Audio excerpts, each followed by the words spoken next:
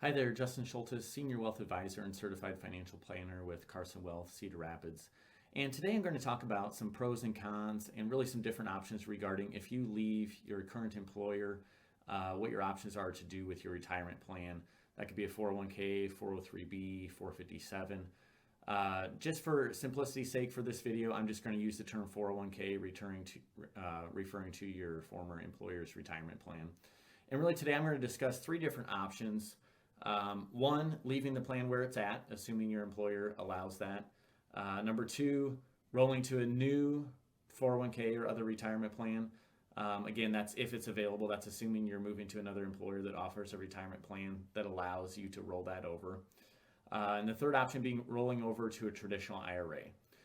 Notably, I'm leaving out a couple options. That would be rolling over to a Roth IRA and taking a lump sum distribution. I would say those are probably the least two popular, at least for those that are going to continue to work and aren't close to retirement. So I'm going to cover those first three options today. So the first option I'm going to talk about is leaving your 401k plan where it's at. Again, this is assuming that your employer allows you to do that. And for all these options, I'm just going to cover one quick pro and one con. There's a lot of details you could get into, but I just want to do a quick summary. So the one pro of this, in my opinion, is if you leave your 401k there, and let's say you do plan to retire, that allows you to access and utilize the rule of 55, basically allowing you to take penalty-free withdrawals before age 59 and a half. And I'm going to go into some details regarding the rule of 55 in a future video. The con of this option would be really just a limited menu of investment options. I'd say most retirement plans have anywhere between 20 and 30 options. Whereas if you roll this out to a traditional IRA, as we'll talk later, you've got a lot more investment options available to you. The second option I'm going to talk about today is rolling over your retirement plan with your previous employer to a new 401k plan, assuming you have a new employer that provides a 401k or retirement plan. One of the advantages of this would be your retirement savings are all in one place. I just think there's a lot of benefit to be had with consolidation and simplicity.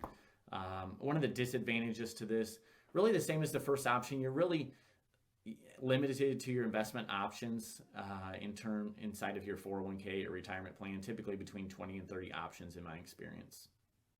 Finally, the third option I'm going to talk about today is rolling over your 401k to a traditional IRA. I'd say the biggest advantage by far is the number of investment options you're going to have available in a traditional IRA. I mean, you're talking thousands of investments instead of maybe 20 to 30 inside of your retirement plan. So this allows you access to additional investment options, access to work with a financial advisor. A lot of 401k plans don't really match you up with a financial advisor.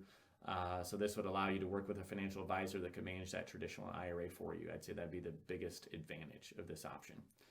The biggest disadvantage would be probably the obvious is higher fees. You know, if you're going to work with an advisor, it's going to be higher fees than what your 401k plan is going to charge you.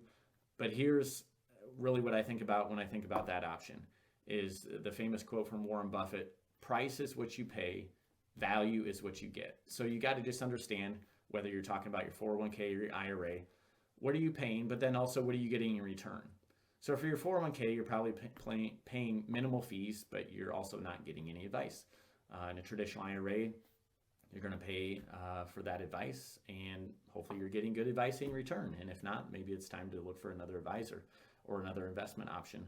But that would be the main disadvantage would be the higher fees. But you just got to kind of keep in mind, what are you getting in return for those fees? What is the value you're getting on that cost? I hope today's video was helpful to you in analyzing your different options when you leave your current employer and you wanted to do something with your retirement plan. As always, if you have any questions, feel free to reach out.